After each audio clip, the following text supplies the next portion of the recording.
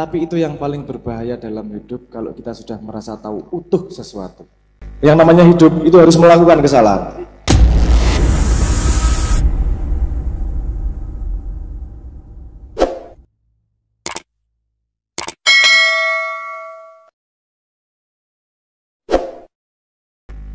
Bismillah. Assalamualaikum warahmatullahi wabarakatuh. Bismillah, alhamdulillah, wa syukurillah, wa nikmatillah, wa la hawla wa la quwata illa billahil aliyil azim, amma ba'du. Para alim, para ulama, para kiai, para bunyai, para ustadz, para ustadzah, sesepuh yang selalu saya muliakan, saya hormati, dan kepada panjenenganipun Kyai Haji Romo Suroso, panjenenganipun Gus Abrang, mungkin para kiai-kiai yang tidak bisa saya sebutkan, tidak mengurangi hormat saya kepada beliau-beliau, dan kepada para Forkominda Kabupaten Malang, dari Kapolres, dari Dandim ya, mungkin yang mewakili yang saya hormati, dan kepada para muspika Kecamatan Wonolegi, Bapak Camat, Bapak Kapolsek, Bapak Dandamil yang selalu saya hormati, dan kepada grup salawat Kakang Kawah yang saya muliakan, dan kepada para sesepuh, para hadirin wal hadirat yang selalu saya muliakan. Pertama, mari kita selalu memberikan syukur kepada Allah SWT di kalina alhamdulillahirabbil alamin, yang mana pada malam hari ini kita senantiasa oleh Allah SWT masih diberikan kesehatan, kesempatan, taufik hidayahnya, sehingga kita bisa hadir di tempat yang sangat mulia, sangat berkah. Mudah-mudahan kehadiran kita semua benar-benar dapat ridho dari Allah Subhanahu wa Ta'ala. Allahumma amin. Kedua kalinya salat serta salam semoga tercurah kepada junjungan kita Nabi Agung Kanjeng Nabi Muhammad Sallallahu Alaihi Wasallam, yang selalu kita berharap syafaatnya, baik syafaat di dunia malam-malam nanti syafaat di yaumil qiyamah. Allahumma amin. Para hadirin wal hadirat yang saya muliakan, sebelum sedikit saya memberikan sambutan permohonan maaf, yang mana pada malam ini Bapak Bupati yang sedianya mau hadir di tengah-tengah kita ya, ada suatu halangan yang tidak bisa ditinggalkan.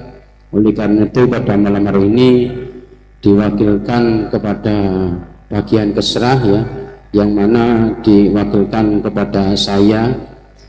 Sekali lagi permohonan maaf ya, mewakili dari Bapak Bupati Malang ya, sangat-sangat berterima kasih ya, mengapresiasi yang sebesar-besarnya kepada panjenenganipun, khususnya panjenenganipun Kyai Haji Romo Suroso ya, yang mana pada malam ini yaitu mengadakan ngaji bareng ya, kita bersolawat bareng di tempat yang sangat mulia.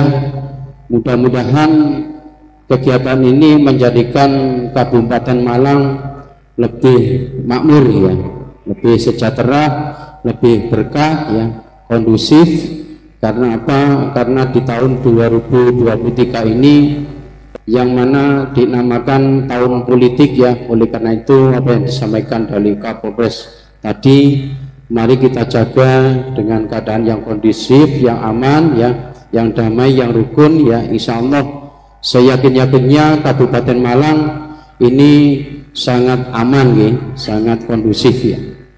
Mungkin yang terakhir ya, alhamdulillah saya bisa hadir di tempat yang sangat mulia ini. Mudah-mudahan dengan kehadiran saya ini, saya bersyukur ya bisa sowan datang panjenengan semua ya. Insya Allah dengan kita sowan ke tempatipun panjenengan Romo Haji Romo Suroso, insya Allah kehidupan kita kita yakin lebih barokah nih, lebih berkah, dan kita mudah-mudahan ke depan lebih baik dan lebih baik, Allahumma amin. Mungkin itu yang kami sampaikan, ada kurang lebihnya permohonan maaf. Kami akhiri dengan ucapan ihdinas siratal mustaqim. Assalamualaikum warahmatullahi wabarakatuh. Monggo kita awali kali maos hasbunallah wa ni'mal wakil ni'mal maula wa ni'man nasir nggih. Iki makyah. Nggih. Ayo monggo sareng-sareng kita buka kali ngisi lenggah kula kali sampean sedaya niki dengan mengenal dan mengenang, ataupun mengenang dan mengenal apapun yang ada di dalam pikiran dan hati kita semua dalam kehidupan kita. Karena apapun yang terjadi itu adalah biidznillah, izin Allah, dan kita sebagai manusia makhluk ciptaan Tuhan, tiada daya dan upaya dan tiada kekuatan melainkan dengan pertolonganmu ya Allah. Niku monggo kita gembol di hati kita masing-masing, kita bawa nanti sampai ke liang lahat kita. Semoga kiranya kekuasaan Allah yang Gus Abdang tadi membuat judul belas kasih Allah, Rahman Rahimnya Allah, itu tetap yang luas daripada apapun juga. Semangat. Bisa dilanjut. Selanjutnya kalau serah ke dumateng Gus Abdang.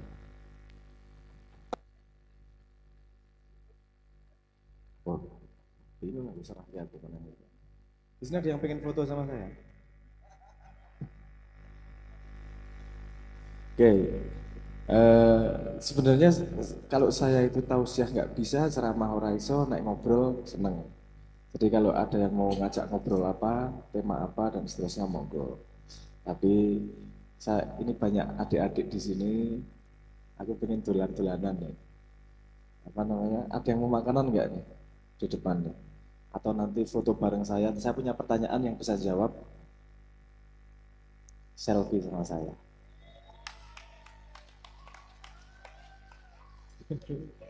Bingung aku soalnya, kayak bener sakit pula, mau balik dudu, Gus fitnahan, yes, biasa nyanyais orang melu bayar untuk ngongkon, biasa.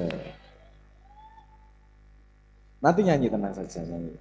Tapi kalau saya ngeliat adik-adik yang masih muda itu saya semangat hatinya, karena ini generasi-generasi yang akan menjadi masa depan bangsa. Saya pengen melu sumbang-sumbang lah, semoga bisa menjadi cahaya untuk masa depan Indonesia. Di sini ada yang bisa ngitung dari 1 sampai 10 ya? Ngurut aja, 1, 2, 3, bisa? Tenane. Coba. 1, 2, 3, oke, percaya. Kalau sampai 100 bisa nggak? Mudah apa susah? Menurut adik-adik itu kan mudah banget, nggih.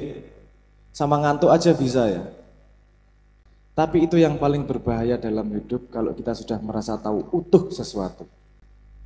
Kadang-kadang ada sesuatu yang kita merasa tahu, detailnya kita nggak tahu.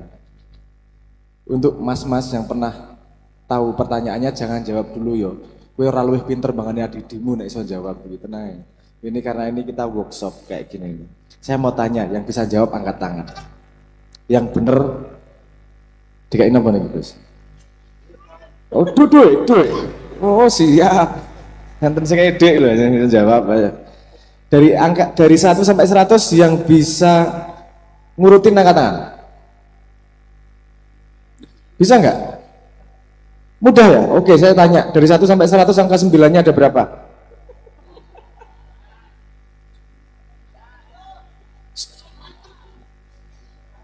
Berapa? 9. Oke. Ada yang, nanti dulu. Ada yang jawab 9. Apa saja? 9. Ini kan mudah, 1 sampai 100 itu kan mudah. Angka 9-nya ada berapa? 9. Apa aja? Ayo. 29.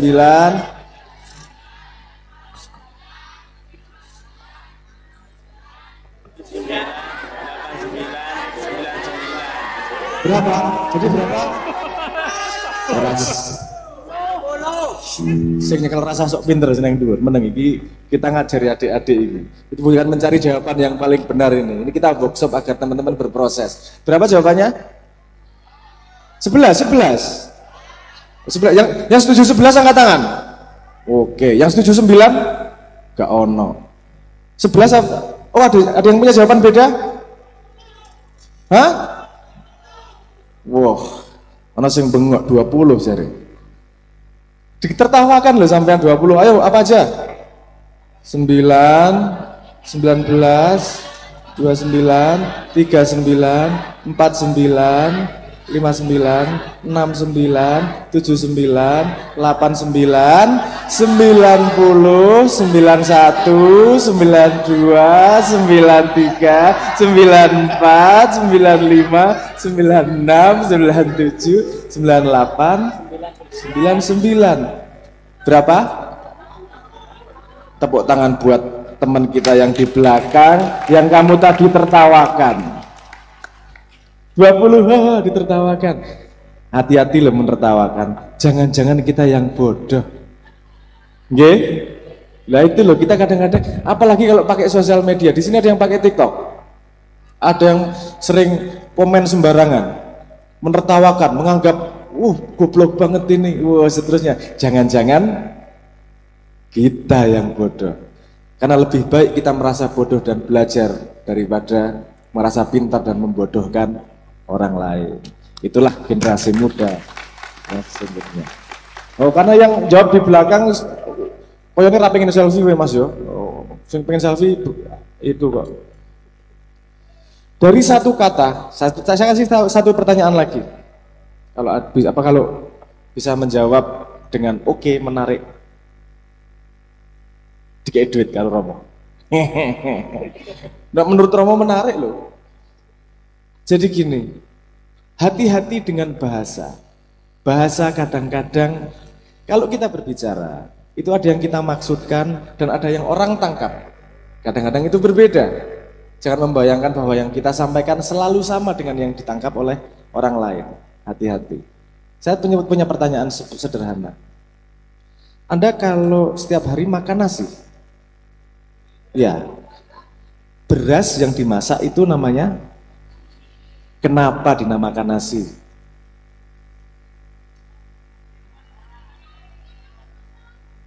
Kenapa?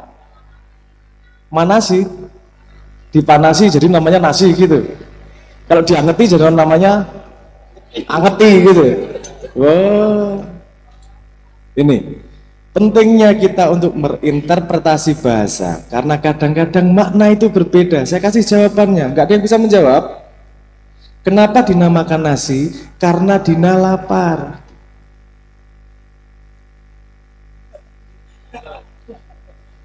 Mulai paham juga. Kenapa dinamakan nasi? Karena Dina lapar. Bisa bingung, mulai loading. Kenapa dinamakan nasi? Karena Dina lapar. Boleh ya saya ngomong gitu, boleh? Salah nggak artinya gitu? Jadi dalam satu kalimat bisa ada makna yang berbeda, betul nggak? Hati-hati kalau kita dengerin kalimat orang, jangan-jangan maknanya tidak sesuai yang kita bayangkan loh. Di sini ada yang namanya Dina, istrinya. Oh, itulah sebabnya, karena istrinya Romo lapar, makanya makan nasi. Kenapa Dina makan nasi? Karena Dina lapar. Paham ya? Maksud saya paham ya? Oke. Jadi saya pengen mengatakan, ayo kita hidup lebih hati-hati. Jangan gampang menyalahkan, jangan gampang membodohkan orang lain, jangan merasa nonton judulnya sudah tahu isinya. Ngelihat judul YouTube sudah langsung komen sebelum nonton videonya. Nonton judul berita sudah menghujat sebelum ikut membacanya. Nah, anak muda jangan ikuti kebiasaan seperti itu. Tapi saya yakin teman-teman muda ini lebih kritis seperti itu. Justru yang berbahaya teman-teman yang sudah tua. Karena menurut penelitian Di Indonesia, hoax itu 70% disebarkan oleh generasi tua. Mungkin Anda bisa membuktikan di grup keluarga. Yang paling banyak bagi share berita-berita panas, biasanya Pak D gitu. Simbah-simbah gitu ya. Ya. Tapi jangan disalahkan karena mereka lahir dari generasi yang berbeda. Mereka pengen membagi pengetahuan. Belum tahu kalau pengetahuan belum tentu benar. Di Indonesia itu 47% isi sosial media itu hoax. 27% isinya kebencian. Hampir 30% isinya sara. Yang baik cuman 3-4%. Nah ini sebenarnya saya pengen mengatakan, saya bercerita ini karena teman-teman mudalah yang bisa membenarkan ini. Indonesia itu Islamnya mayoritas dan Islam mengajarkan adab. Dan saat ini sosial media Indonesia adalah yang paling tidak beradab se-Asia Pasifik. Nah itu harus kita benerin bareng-bareng dengan guyon, ketawa kayak gini, terus apa namanya, belajar satu sama lain. Anda mau pertanyaan lagi nggak yang bego-bego seperti itu tadi? Mau? Apa satu lagi deh pertanyaan? Apa ya? Lampu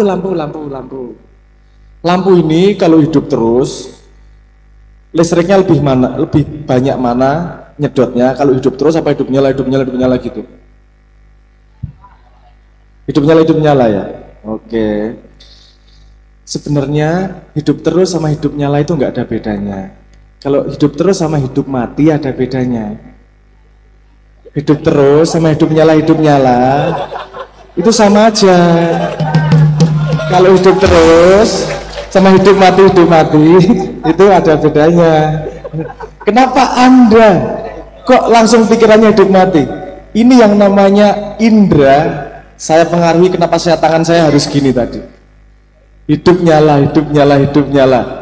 Anda nggak mendengarkan kalimat saya, tapi melihat tangan saya. Hati-hati. Banyak cara menipu satu sama lain hanya dengan cara kecil seperti itu. Hidup nyala sama nyala terus, listriknya banyak mana? Saya udah tahu sekarang. Tadi teriaknya dengan penuh percaya diri. Hidup nyala. Hidup sama nyala ya sama aja. Tapi nggak masalah ya. Yang penting kita belajar terus. Yang namanya hidup itu harus melakukan kesalahan. Kalau enggak kita nggak akan belajar kebenaran. Kalau Anda mending anak kecil nyolong dikeplak tangannya daripada orang sudah tua nyolong di penjara. Karena anak kecil lagi belajar dikeplak sama orang tuanya. Daripada dia tidak tahu menyolong itu salah, terus gede nyolong, malah masuk penjara. Artinya kalau anak Anda melakukan kesalahan, bersyukurlah. Karena sudah dihabiskan kesalahannya di masa kecil sehingga dia bisa belajar. Sehingga kita salah-salah gini diketawain aja, jangan sampai kita tertipu berikutnya. Kan gitu ya. Oke. Wah, aku akeh guyonan pekok ngono iki pertanyaan ngono iki. Nanti aja kita nyanyi dulu. Nyanyi untuk teman-teman penderita cacat tuna asmara. Jomblo akut. Sandaran hati. Ini apa? Sandaran hati itu bisa lagu itu kalau Anda beli kasetnya kelihatan siapa yang saya maksud karena saya memberi huruf besar kepada kata-kata tertentu. Saya tak ngobrol tak cerita. Apa namanya? Tahu ya lagu Sandaran Hati ya?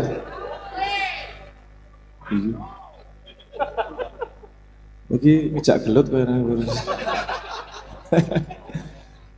Ini contoh sandaran hati, saya pernah digarapi sandaran hati, dikerjain karena dia menginterpretasi sandaran hati dengan cara berbeda yang dan nggak salah. Gus, nyeneng kayak itu.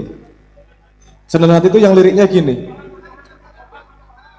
Iki kok rame dewe tuh iki ana pasar apa ya nang sebelah iki. Teringat, ku teringat pada janjimu ku terikat. Hanya sekejap ku berdiri, ku lakukan sepenuh hati. Nah, lagu ini keluar 6 tahun kemudian. Saya nggak pernah ngomong maksudnya apa, tapi 6 tahun kemudian mulai viral. mulai tahu bahwa ini bukan lagu cinta kepada manusia. Teringatku teringat pada janji, kita terikat karena semua kelahiran mengandung janji. Hanya sekejap aku berdiri, hanya sekejap aku sholat, hanya sekejap aku hidup, tapi kulakukan sepenuh hati. Tapi ada yang menerjemahkan dengan cara yang berbeda. Ini yang menerjemahkan itu pengantin baru, Romo. Aku bingung kok iso pengantin baru. Karena kata dia begini, menikah itu butuh dua hal yang paling penting, yaitu butuh surat dan butuh urat. Karena kalau surat tanpa urat enggak menarik, kalau cuma urat saja tanpa surat ya bukan pernikahan nanti jadinya kan gitu. Butuh surat dan urat. Lagu Sandaran Hati itu ngomong tentang surat dan urat, Mas. Oke, piye. Teringat, ku teringat, pada janjimu ku terikat. Nah itu surat, Gus. Karena hidup itu terikat surat nikah. Karena kamu itu terikat surat nikah. Terus yang uratnya, hanya sekejap ku berdiri, ku lakukan sepenuh hati. Katanya gitu. Ya boleh, ya nggak salah, tapi ya banyak juga yang punya pengalaman seperti itu. Romo guyungene mesti akeh sing sambate ngono ki Gus, kula hanya sekejap berdiri, kula lakukan sepenuh hati dongane pripun Gus. Dongane pripun Romo? Ya nyanyi Sandaran Hati.